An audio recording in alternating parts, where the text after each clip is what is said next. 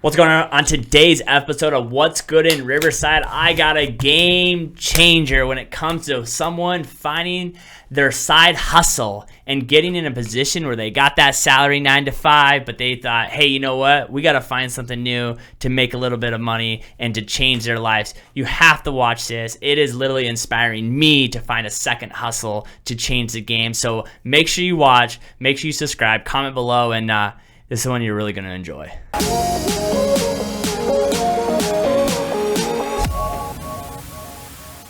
What's up, man? Not much, man. What's good? Thanks for stopping by doing a podcast with me. Absolutely, man. Appreciate it. Look at you. I will say you are a walking billboard. I respect that. So I'm trying. I'm trying to represent. Yeah, man. When people go like, why do you have a van with a face on the side of it? I'm like, hey, man, people got to know what I do. Wherever I go, people know what I do. Well, tax write-off too, you know. That too. And I don't want to wear a name tag, right? Like the name tag thing is like ridiculous. When I go to like Target and I see a real estate agent beneath me or like in front of me wearing a name tag, I'm like, put that thing away. Yeah, I mean, it's not gonna get you anywhere, but no, not really. It's something. It's a nice little touch. Yeah. So did you just get done doing a haul or what? No, actually, I got one later on today. Just quick, couple couches, but nice. Then everything's lined up for the weekend. Awesome. So well, why don't you tell everyone who you are and what you do? So my name's Julian. I live in Moreno Valley and started a little side business doing junk removal, dumpster rental. So we kind of service everything within like 25-mile radius of Riverside, Moreno Valley. Obviously Riverside being the main focal point, it's the biggest city in the county, and it's just where most of our clientele comes from. Yeah. So it's crazy. Like, so I have a buddy of mine named, no, I don't need to say his name, but he married into a family who are billionaires, and they are just one of the biggest trash companies in the United States. And I talked to the owner one night, and I'm like, hey, did you ever think hauling trash away would make you this life? He's like, no. And so like for you, it's like you started this venture of like hauling trash that now is like giving this massive amount of second income coming in. Because if people don't know, he also has a second job. There's like a side hustle of his that he's growing. And so it's like something minute of like taking trash from people's homes is a valuable thing that people don't realize is that has to be done all the time. Has to be done. And whether you have large items that Waste Management, Bird Tech, or whatever other companies aren't going to take, just give us a call and we'll be there. So did you ever realize the need? So what made you get into trash removal? Was it a need that you thought, or you were just like, hey, I think this is something we could dive into, and then it's kind of done a lot better, or where you thought it was going to go? So there was kind of different things. So my wife is at LVN here in the city of Riverside, and we want to put her through RN school. So I was like, if she goes to RN school, she's not going to work. So what can I do to supplement her income? And then I also wanted an F-250, but I didn't want to pay for it. So then I was like, what am I going to do? Started going on YouTube, and there's a couple people on YouTube. Well, now there's a ton of people, and they started talking about dumpster rental business as a side business, and you can make X amount with one dumpster.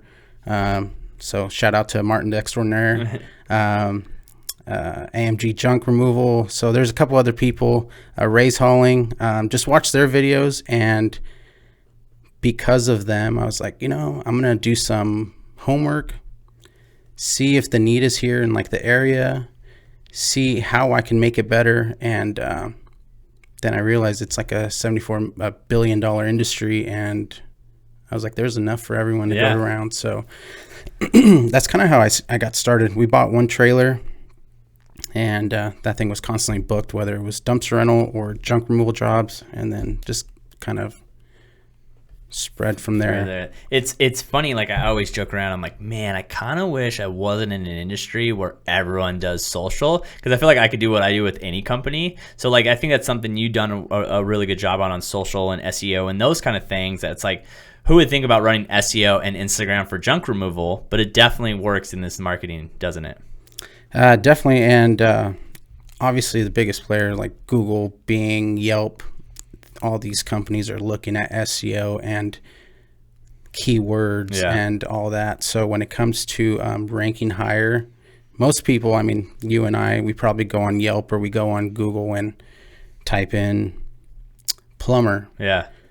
And you're normally going to call the first person, second person, third person, and that's kind of how it works. So if you're not ranked on the top I'd say 5 to 10, then you're probably not going to get a call. So that's where SEO plays a big factor into all this, and try to make sure your website's ranking. So obviously you're a new company. Do you see, and obviously you mentioned before talking about like making it better. What do you think you've come into? Obviously we've talked about before this. It's like you're like running. You're like trying to keep up and buy more trailers, and you don't even have enough space on them, and you're renting so many things out, and you're subleasing jobs out. What do you think it's been the reason you've been so successful so quickly in this industry? I think it was so going back to like when we started, and I saw that there was a void in marketing for companies. A lot of these dumpster rental companies, junk removal companies, they don't really spend time to market themselves. So I said, well, we're going to invest a little bit into marketing, which I think we still have a lot of room to grow in that, and put a little bit of money into marketing, spend a little bit of time learning. So my buddy and I, Fernando, who's really helping me out, and we're giving him like a part of ownership into the company, because he's just been helping us out so much. We've just been learning on YouTube. Basically, we're teaching ourselves, and our formal education doesn't really mean anything in this. We're just teaching ourselves on YouTube and Google. But marketing plays a big factor in all this, and that's what we're trying to do and focus and kind of make our niche a little bit bigger. Yeah, I think that's where most small businesses fail. Obviously, everyone knows like the average business only 5% make it after 3 years or 4 years, whatever the number is. But like people don't realize when you're doing marketing, it's money that goes out that's not guaranteed to come back. Like right now, like I am sending out 200 mailers on a new listing. That is $1.35 just for stamps, plus the print, plus that. I mean, it's a good few $100s that nothing might come back from it.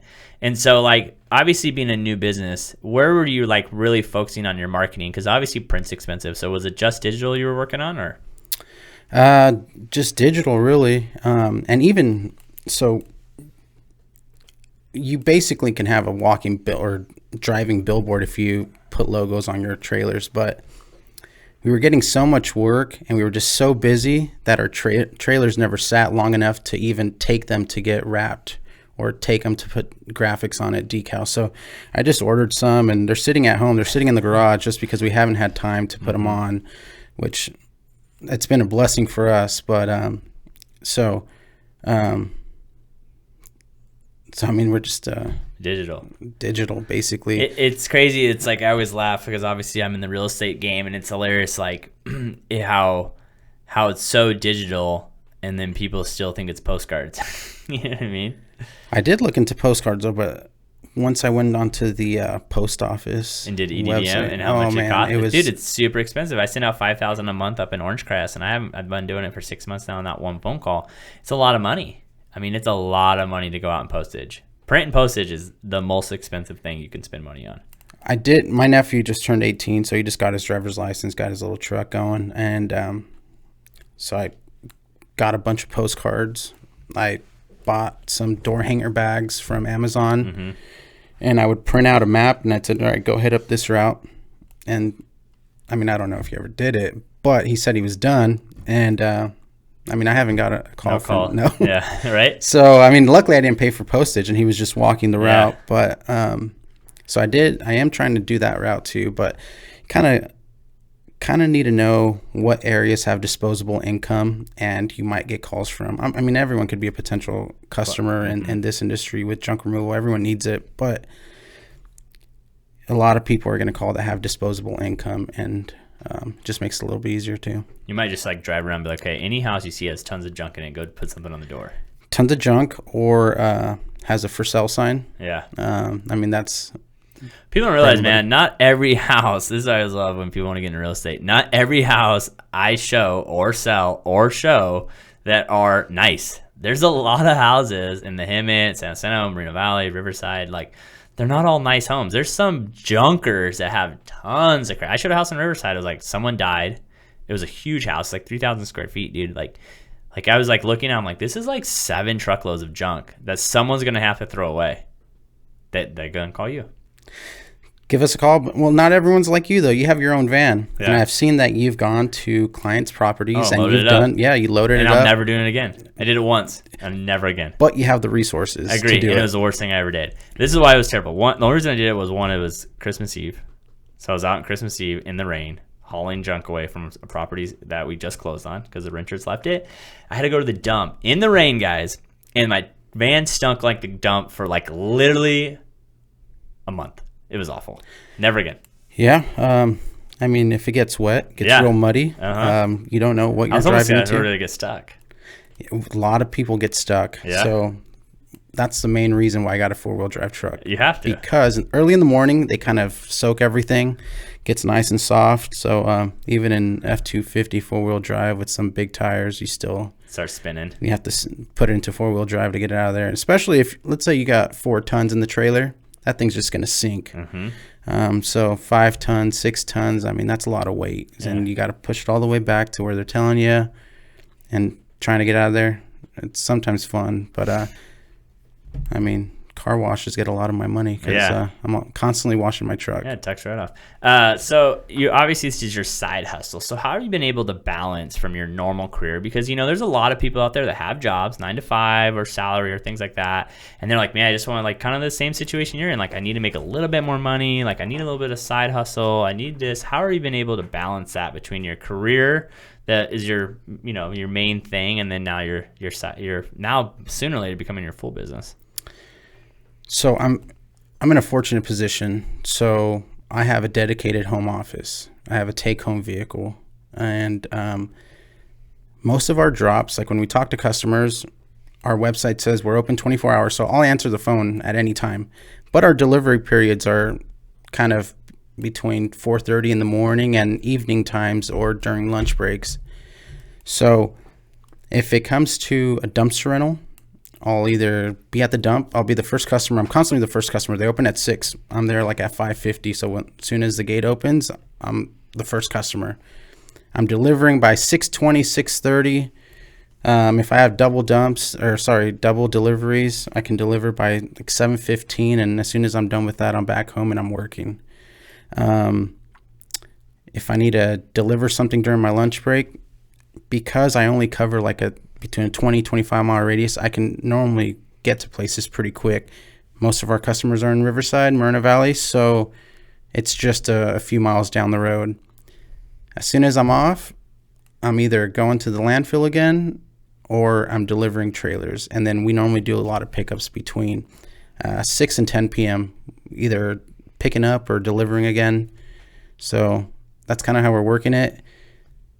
Most junk removal jobs only take, I'd say most people are calling for like 1 or 2, 3 items at most of the time. And we can just do those in like 10, 15 minutes. Normally it's going to be a couch, washer, dryer, refrigerator, mattress, a lot of mattresses. So it doesn't really take a whole lot of time. It's just a matter of getting there and removing the item. If it's a big job, we'll schedule that for either Monday when my buddy Fernando is off or Saturday, Sunday, and just knock it out. So, obviously, like you one of the reasons you did that because your wife is going to go to school and she's going to take work off. So how have you guys managed like the balance of obviously working for 2 jobs and having a family and having, kids and how are you guys handling that? Because I think a lot of people just don't know how to handle all these moving parts, you know what I mean? So how are you handling these things? Is it like a team effort? Is she helping out at all with the company or? Her helping out, I mean, she helps out as much as she can, but the big factor is our daughter. We have a 2-year-old daughter, so if she can just take care of her in the evening and, give her dinner, because, I mean, I try to be home for dinner every day, but if I do have a delivery or something, I'll try to schedule it for after dinner so I can be home for that. But if not, she'll do that and then give our daughter a bath and then put her down while I'm out running around. So that in itself is like worth gold to me. But since I bought our home back in 2011, I've always had 2 jobs. So my full-time and then a part-time. And then most recently, back I'd say like a year ago, I worked for about 3 years, I worked for the city of Moreno Valley doing code enforcement. So I was gone on weekends anyway. Saturday, Sundays, I was working 10-hour shifts. So I was gone all day. Now doing dumpster rental and junk removal on weekends, most jobs aren't. A dumpster rental is going to take you. So you're home more often now. Oh, I'm home more often now. Yeah. But then again, we don't take into account like the accounting side of things, the phone call. I mean, phone calls take a long time, talking to customers and just educating them about dumpster rental, what sizes, getting information from them, keeping up with the website, keeping up with Google. I mean, constantly making changes to all that. That's all time consuming. So normally I do that late in the evening. So just trying to balance everything out. But my wife is like helping us out tremendously. And then my buddy Fernando's just helping with the deliveries and giving me a little bit more free time as well. So it's That's helping good. out.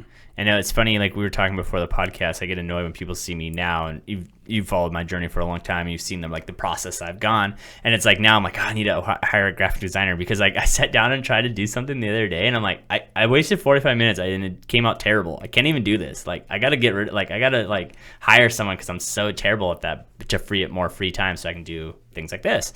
So where do you think the company's gonna be going? Like obviously you guys have expanded so much. So are you guys trying to like bring on more staff? Are you guys trying to get more dumpsters? Like what is the direction that you see the company going right now? So right now, the biggest challenge is space. Yeah. The goal is never to have a dumpster sitting. And by the way, our dumpsters are dump trailers, so they're all on wheels. And the reason why we did that is HOA communities and cities. A lot of cities want you to get a temporary use permit if you're parking out in the middle of the street. Well, not in the middle of the street, but if you're parking a dumpster, a roll-off container in the street. So in order to eliminate that, we went the dumpster trailer route. So we park it in your driveway, and then kind of avoids all that. Or we can just roll it right into the backyard. A lot of people have a lot of property out here, so it's just easier. So the goal is get some roll-off containers, because a lot of our commercial customers want the 30-yard containers, the 40-yard containers, and a dump trailer is just not going to be that big. And even when a commercial customer calls, they don't want a dump trailer there, because they want it at their property, at their job site for 7 days, 10 days. And for us as a small company, we got to turn these things around, in 1, 2, 3, maximum 4 days in order to be profitable. And that's our bread and butter. One-day rentals are amazing. Quick cash turnaround, and most people say drop it off 6 a.m., pick it up 6 p.m., and it's done. Yeah. That's what normally we need, for us, is like clearing out houses before photos, that's like the biggest thing, where it's like you said, like most times we have to use you guys. It's like come in, grab crap that we can't throw in a trash can, and then done. A few hours, see you later. Yeah. So going back to that question, so we're trying to find some property where we can store these trailers at, because I just don't want them at my house. Oh, obviously. So I just don't want them there.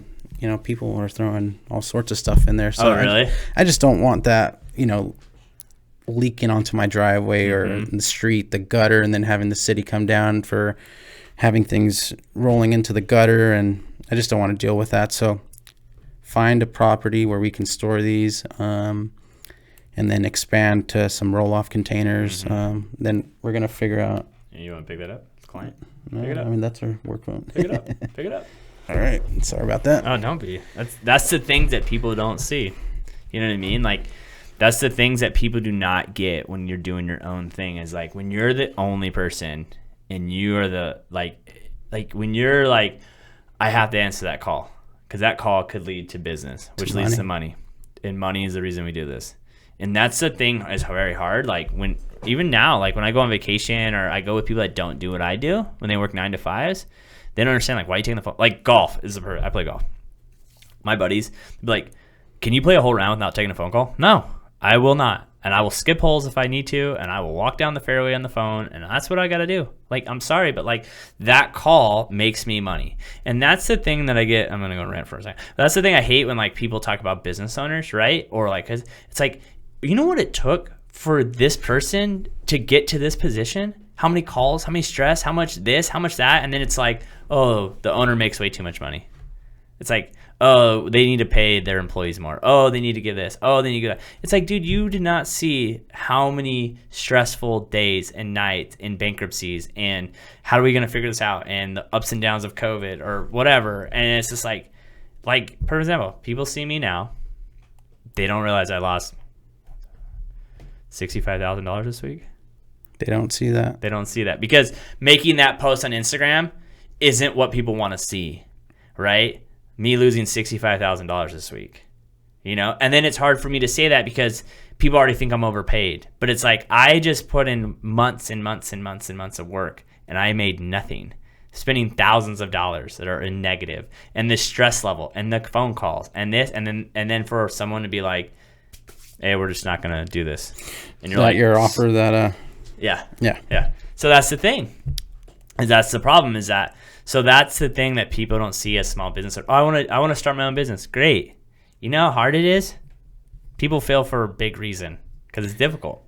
Yeah, there's a lot of different things people don't see and a lot of things that I still haven't seen and I had no idea what I was doing. Yeah. So, I went to school for business, but it's a different game. Different. What I was learning in a textbook and what I was writing about is completely different from doing our own thing. I always love that. When people are like, in theory, I'm like, yeah, in theory that sounds like a great work, but it won't. Trust me, I've done it. Yeah. It doesn't work. Well, then also if this was my sole income, I think my stress level would be up here. 100%. Like I'm fortunate enough to have a salary. Yeah. So anything I make here is extra. Yeah. And granted, we're not paying ourselves. Yeah. So right now it's just trying to build it and get it to a level where we can just be comfortable. And at the end of the day, it's all about time. Hire some employees, have them do it, and take more time and enjoy it with the family. Yeah, I agree. Like, I think a lot of people always ask me, like, oh, what do you invest in, right? Like, where do you put your money at? Or I'll have, like, advisors, like, call me and be like, oh, well, blah, blah. And I'm like, I don't invest any money. I'm like, this room is my investment. The staff is my investment. This office is an investment. Like, I'm not at a point. I'm like, I'm still trying to invest in the company. I'm not trying to, like 401k and that kind of stuff. Like, I'm trying to make money now. Like, I'm trying to make things better now. I want to buy a new podcast gear. I want to do this. I bought a new whiteboard touchscreen I'm super pumped about. But like, that's like for you too. It's like, I need to buy more trailers. I need to buy some land. So it's like, oh man, you guys are killing it. You're probably making all this extra money. You're like, no, I'm making none. All this work for nothing. When you look at bank statement, like income or like coming in, it looks great. Yeah, but then you start paying, like, you need a new tool. Like, for example, we did a demo job, I think it was last week, the week before, and it was some guy called and he's like, hey, can you tear down my mobile home? It's just a frame. So my buddy and I are like, yeah, we can do it.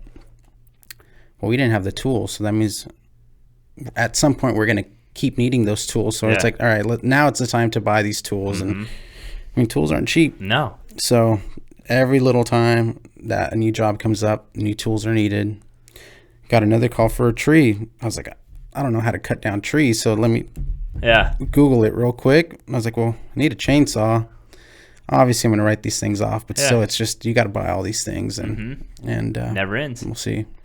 It never ends, man. And that's the thing too. That's like, that's the other thing too, is when you're a business owner, it never turns off. Like before the podcast or whatever you're talking about, someone called you at 2 a.m, you picked up, And I used to do the same thing. Like, I used to have my work phone right next to me. That phone rings, I'm picking up. Like, who the heck is calling me at 2 o'clock in the morning? Like, they must really need something. You know what I mean? And it's just like, it never shuts off. Yeah, it was 2:16 last night. Yeah. So I'm like, they're going to leave a message. Yeah. Called right back. It was not even a minute afterwards. They called right back. So then I'm like, all right, let me step out of the bedroom because our daughter sleeps in the room. So I was like, all right, let me just go take care of this. So I called them right back. But still 2:17 in the morning, 2:16. That's, and I answer. Because at the end of the day, a lot of contractors that are getting up and they want something delivered. We can deliver it 5 o'clock in the morning, 4:30, and it's happened where people want deliveries before their crew gets there, and we'll answer those calls. Yeah. As long as we have a trailerville, we'll get it there. Yeah. But that's the difference. Like, that's the things that it's like what keeps you to make that client happy to bring in more business and more business and more business and more business. You know what I mean? Yeah. And that's what makes you grow. Yeah. So that call I just took, repeat customer. This would be like her 4th, 5th trailer rental. Keeps calling back.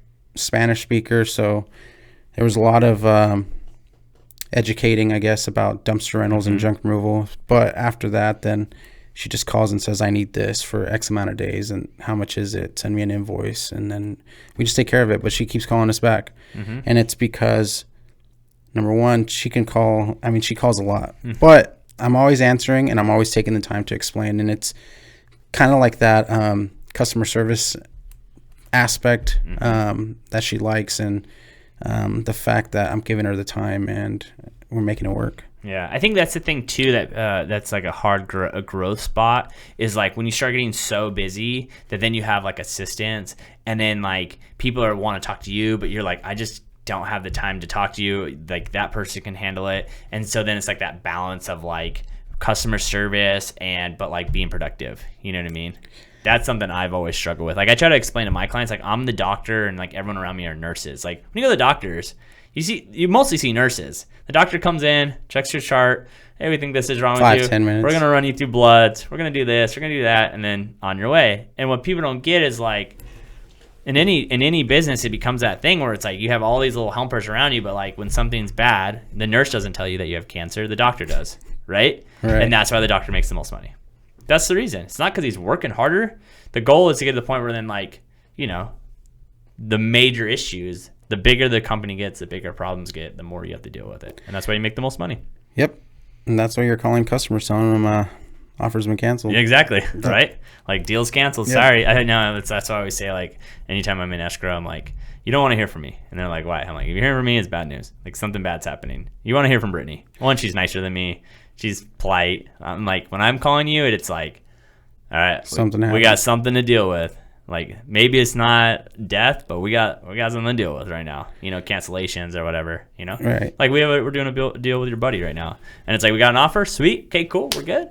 And then like the deal, like the agent just like disappeared. Like, oh, I have to go out of the country, and my buyer's gonna call you tomorrow. Never heard from him, had no connection, and so it's like you go from telling someone like, hey, we have an offer on your house, we're gonna open escrow tomorrow, to like ghosts, and then me have to call back and be like, yo, I don't know what happened, like it's gone. What do you mean you don't know what happened? Like literally I don't know. Like I got an email saying he's leaving the country, and then that was it.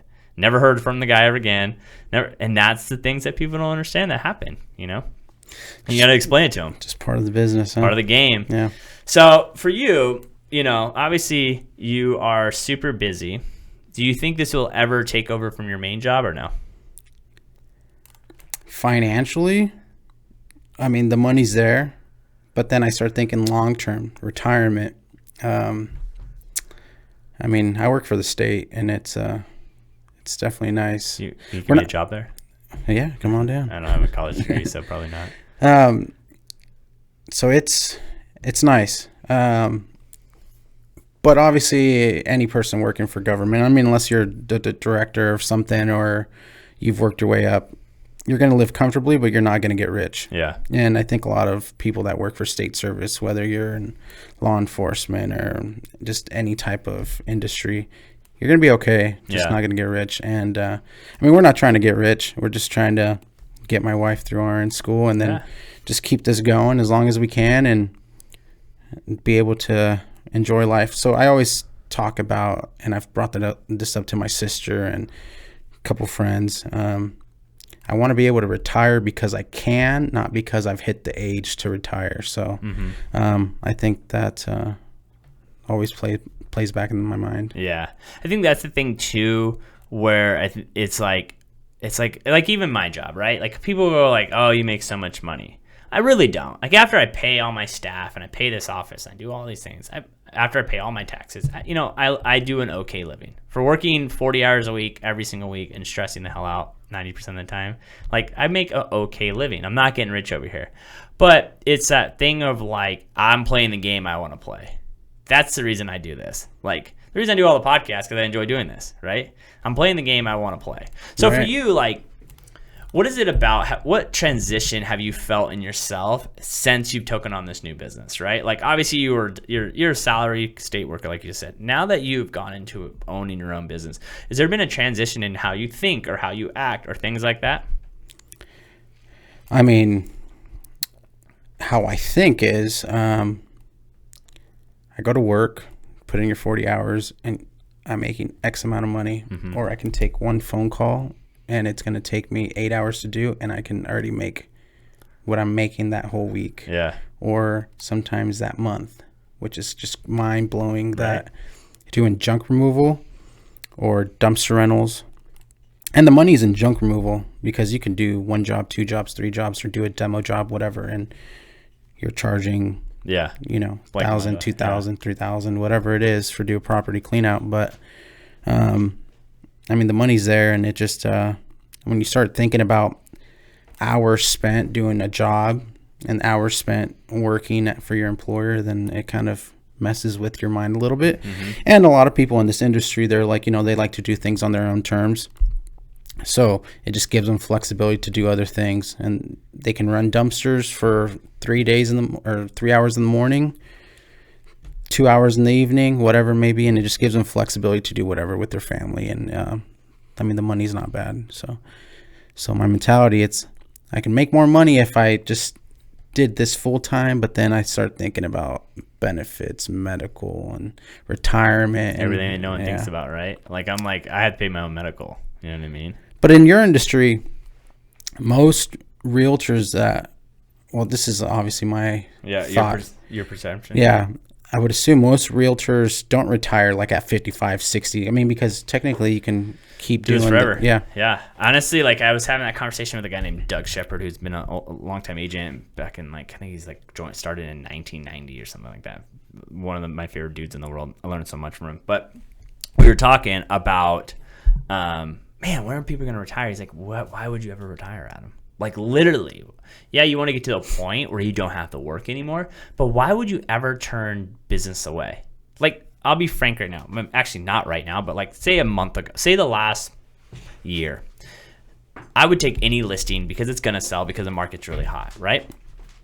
So if sooner or later when you get to that point, it's like, why would you not take a listing right now? It's going to sell. You're going to make money. And these people you probably worked with 2-3 times. They let you do your job. Like they're just in a different space. Now I'm in a space where like, even though I've done a lot of transactions, like I'm still out here trying to earn like respect, or, you know, I'm having to go out and search for deals because like I don't have the clientele that is 65, 70 selling and whatever. Right. Like, so it's like, why do you ever shut it off? The difference is that the one thing you have to worry about is like, say you get to 70 and then the market totally shifts on you. And now maybe nothing's selling. Now you're in a position where it's like, I'm 7 years old. Am I going to go run buyers around like random people in Moreno Valley? Like, no, like I'm not. So like, that's why I do the podcast, why I'm trying to take all these other adventures at a young age. I am kind of like what you're doing. Like I always say like, how can I make money when houses don't sell? That's like my main game, right? How do I make money when the houses won't sell? Because I don't control, as an agent, I don't control if a house sells or not. I really don't. And I'll be honest with anyone. No real estate agent can control if a house sells or not. And no agent can control how much the house sells for. If you're working with a top agent, they're doing everything they're supposed to do to sell that house for top dollar. But if there's not one buyer that wants to buy the house at that price, there is nothing I can do. I cannot pull a buyer out of thin air, and I cannot, if I have a buyer, I cannot pull out a house that you're looking for out of thin air. I just can't. So the thing about our job is very like not controllable. Like it's really like you don't have any, you think you have control, but if like tomorrow rates jump up to 8%, housing prices will crash, and I have zero control of that. Right. Yeah. And I think we've talked about this before. So I asked you, what would happen to you, or what's your plan B if that happens? If just the market crash? Yeah, I can't wait. Just like I've already started thinking about plan B, because obviously people are getting rid of stuff. But what happens when rates skyrocket, or houses aren't selling, or whatever? Like obviously we want to tap into the real estate side, because I feel realtors can provide this. We have tons of business. Yeah. So obviously I want to work with realtors. And for example, I got a call from a realtor yesterday. So this is a little off track. Yeah, go for it. I got a call from a realtor yesterday. He's like, hey, I have a client and we need washer, dryer, some pieces of wood, some paint cans, a couple different things removed. So I was like, okay, great. He said, this is the code for the gate, and this is the code for the key box. Send me pictures when you're done. I love that. Yeah. He's like, send me an invoice and we'll pay it. It's so easy to work with realtors, and because you have a problem that we need solved immediately. Like, that's what people don't get. Like, it is like, we're closing tomorrow. I need this stuff removed today. I don't have time to drive over there. So the moment someone like you goes over, handles it, takes photos, gets it done, charges me a fair price, and it's done, it's like, cool, that is one thing I don't have to worry about. Cool, I'm going to call him every single time. He's going to handle it every single time, and it's one less thing I have to worry about. Yeah, and we've gotten calls from realtors in different states that are selling properties here. Yeah. Find us on Google, and we'll take care of it. Send you pictures once it's done.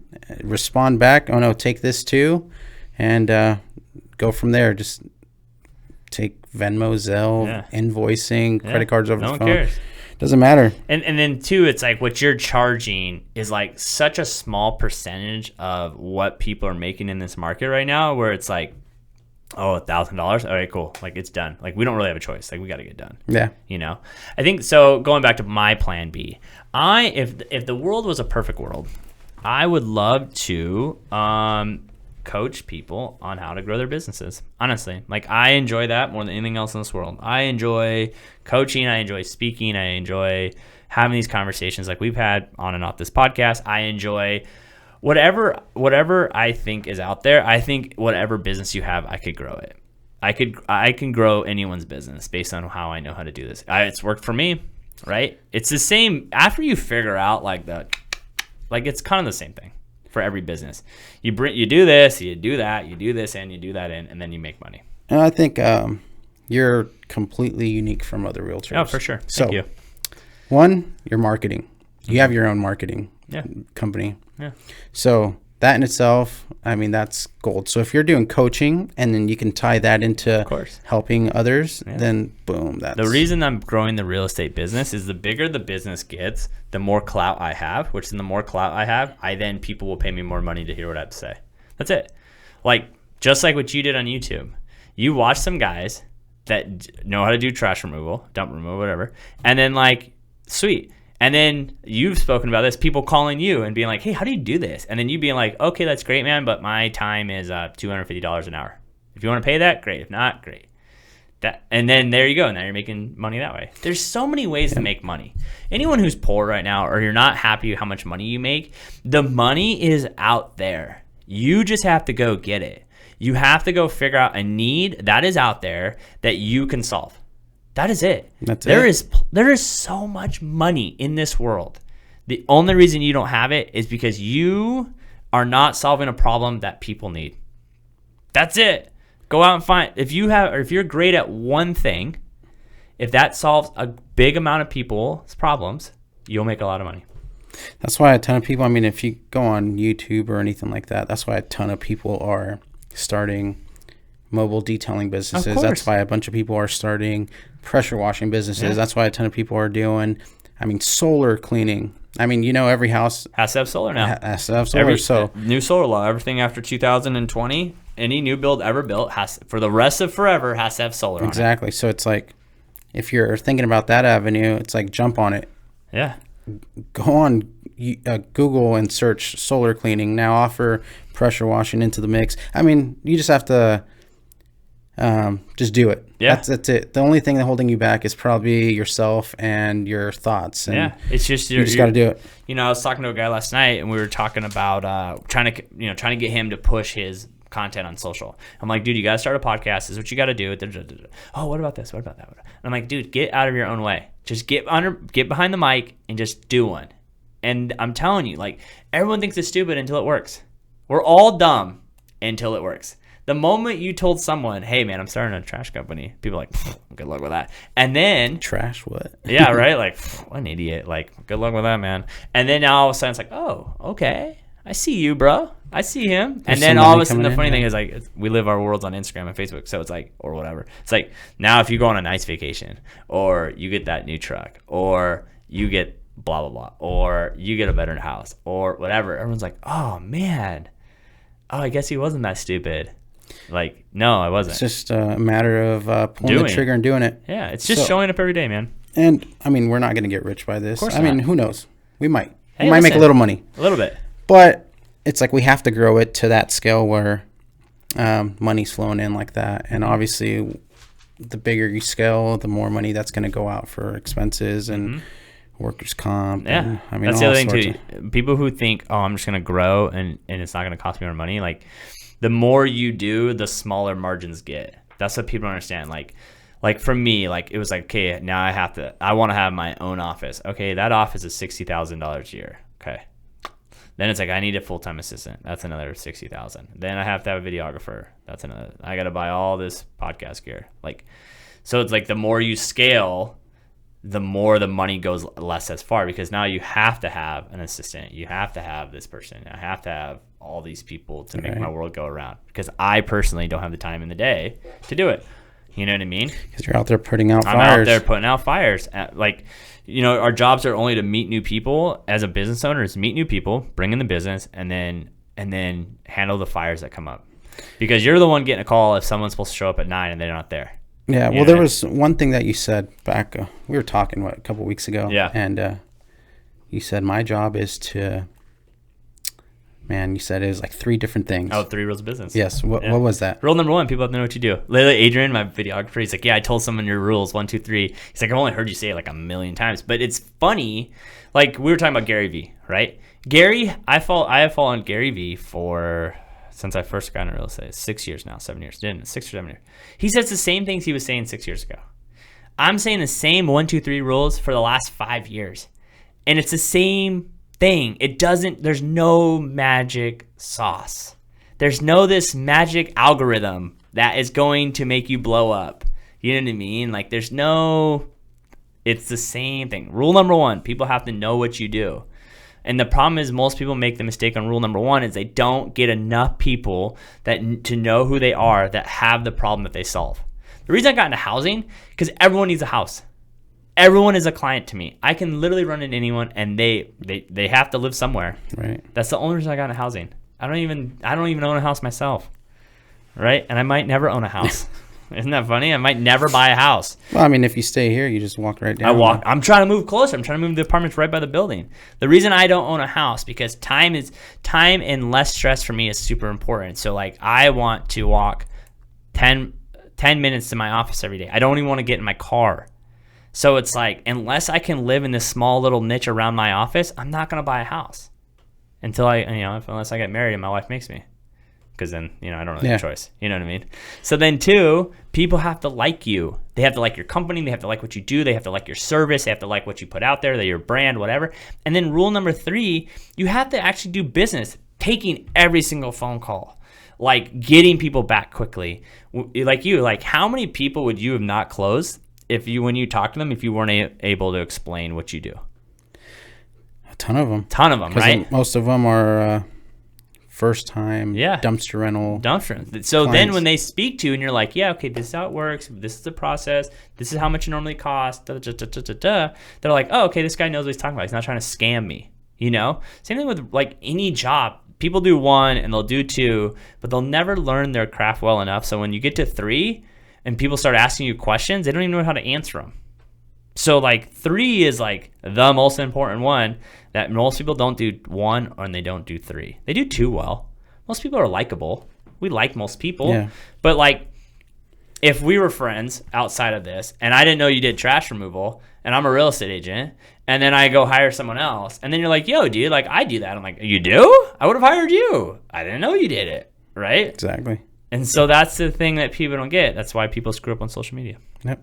They don't tell people what they do enough, or they do it too much. It's like I don't know how to blend it that well. It's definitely an issue. And even like your game, right? You're like, oh, I post on Instagram, right? And it's like, okay, you post on Instagram, you're already doing it. And if that brings you 1, 2, 3 clients a year, whatever, it didn't cost you any money anyways. And the sad part about Instagram is, I mean, we don't really get customers off Instagram. Customers aren't going to Instagram because they want to find a dumpster rental. Yeah. I mean, somebody's going to eventually be like, oh yeah, Julian and Fernando do dumpster rental. Yeah. Let's go on there and we'll call them. Yeah. people aren't actively going on Instagram to hire a dumpster rental or junk removal company. So it's and I know that you said this a long time ago. It's like perception of what you want people to think. It's like, obviously we're getting jobs, we're closing jobs, we're getting rentals, and we're just putting pictures. But in reality, it means nothing because we're not getting money off of it. Not yet. Some people with other junk removal companies, dumpster rental companies, do reach out, and it happens often where they're like, hey, it seems like you're doing well because of your content. Can you take a second, 5, 10, 20, 30 minutes and kind of help us build our business? I take those calls all the time. So then we just schedule a time, then I'll answer it. And most of these people are like, you need to start a YouTube channel because this is good information and you're doing it right. I mean, if you look at businesses that actually have like are registered as an LLC, sole proprietor, or whatever, S corp. I mean, there's very few. Most of them don't even have business licenses with the cities like Riverside and Moreno Valley, where you're conducting a lot of business. They don't have insurance. They don't have commercial insurance. They're just doing it with their pickup truck and maybe a trailer. But so that's where I'm helping out these other businesses to do it right, and obviously educating them, because there's a standard of what pricing should be. And if you keep undercutting the other businesses, and it's just not right for the industry. And also, this is where it leads to illegal dumpings. A lot of these people that are hauling trash, you see it on the side of the road. They'll pick it from you and dump it on the side of the road. And that happened with a customer. They said I was too expensive to remove a couch. That same couch was dumped down the road from this customer's house. Oh, really? I sent them a picture. I was like, isn't this the couch that you said I was too expensive? They're like, oh. I mean, here's the thing that people don't get when it comes to cost, right? And, obviously my job too, people want to try to, and people ask me to do it for a certain price. And I'm like, I can't do it for that. And they're like, what do you mean? I go, there's only two things that happen when you go cheap. You have to cut somewhere. Like it's somewhere you're getting cut, quality, or that person's making money somewhere else that you don't know about. Because I know how much it costs to sell a house properly. And I know how much goes into that. The problem is with people is that they pay, you give them a price before they do the service, and then someone says, oh, I'll do it for cheaper. And then they go, oh, well, I'm going to go cheaper. And then that cheaper then backfires on them, and then it's too late, right? Like that person, sweet, my couch that person did is now down the street. Well, it's not my problem anymore. And like whatever. And then like the odds of that person needing someone ever again, it's like in my world. The worst transaction ever, you're still going to close that deal. Like you want that house or you want to sell your house. And even if you hated that person still gets paid. And the odds of you needing a realtor in the next year are probably unlikely. So that's the thing. Nothing is ever better cheap. Let's explain that. Name me one thing that's better that's cheap. Nothing. And I don't understand that. Like literally, obviously there's a reasonable price and then there's an extremely high price. Yeah, absolutely. Agree. But when people go so cheap, like there's this realtor that works for Remax and he puts signs everywhere. I'll sell your house for 1%. I'll sell your house. It used to be 2%. Now it's 1%. And I laugh and I'm like, do you really where do you okay, $500,000 house. That guy's making $5,000 after taxes. He's making $4,000. How do you think he makes a living?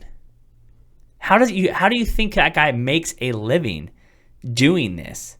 He's getting you one way, or it's so terrible that he literally spends no money to actually sell your house. I don't understand. That's why when people want to go cheap on me, when I'm trying to buy something, someone goes, "Oh, I'm like, I'd rather pay $2,000, honestly, because it's like then I know it's actually worth it." Yeah, absolutely. You know what I mean? Unless that guy's doing crazy amount of volume, but now you're just but then that's where you say, okay, say he's doing a crazy amount of volume. He's obviously not able to pay. Listen, if you're doing a crazy amount of volume, he's not, because I've ran his numbers. But okay, then that means you're never going to speak to that person. So when something goes wrong in your transaction, you're never going to be able to speak to the guy who's supposed to be managing your thing. It's like going cheap on a surgery or a doctor. Don't you think if all of a sudden your test results come back really bad, you're like, well, I want to talk to the doctor. And the doctor's like, okay, well, I'll get you in about, I got an opening in 3 weeks. Or you can talk to someone else, And so it's like, yeah, then it means his service is terrible because he has to do say he's doing a crap load of transactions. How do you think his customer service is? How do you think that is? How do you think he's staying on top of your transaction and actually knows what's going on? Highly unlikely. Very unlikely. And then he's an idiot because it's like you could charge more. Why would you not charge more if you know what I mean? Like everyone who cuts yours is dumping it probably on the side of the road, doesn't have a business license, doesn't have insurance, doesn't have all these things that people realize that cost money, It's crazy. Nothing's better, cheaper, people. No, definitely not. And I try to tell everyone too, like this is a side business for us. Obviously we want to be profitable, but at the same time we're able to negotiate with our customers because it's a side business. Yeah. And I try to be fair. Like, what would I want to pay for something like that? So I always think about myself. And then we offer a bunch of different discounts, whether you're military, law enforcement, you're in the medical field, you're an educator. Give us a call and we always try to work something out. I try to work something out because in this industry, you can easily become a repeat customer. Yeah. And I have a lot of repeat customers that are like, hey, have pile of junk, come pick it up. And then they don't question what I'm charging because they know it's going to be fair. Take it. Well, man, it was a pleasure, dude. You definitely inspired me. You know what I mean? I love the hustle. I love you. I love you were in a position that you weren't happy with, and now you're finding out ways to do it. And it's not glamorous. It's not like the blah, blah, blah. You're removing junk. And you know what? That's the thing I think most people don't realize. It's like it's not the flashiness that you think it is. Go find something that makes you money. So that's the thing. Well, I appreciate your time, man. Thank you so much for coming on here. I think anyone who's looking to start a side hustle, they need to hit you up and follow you because you're changing the game, man. Yeah, we're trying. And then we're gonna start. Actually, this is the first time I've been on camera. So like I told you last time, we're gonna start a YouTube channel. It's just gonna be information about junk removal, small business, things like that. So nothing crazy, but just be informative. And there's a ton of people doing it, but I think out of our area, Southern California, there's just not people doing it. I was like, we'll just jump on it. Yeah, man. Well, obviously his info will be everywhere. If you guys ever need dump removal or anything hauled away, these are the guys you have to call. I really appreciate your time, man. Until next time. Absolutely, man. All right. Peace.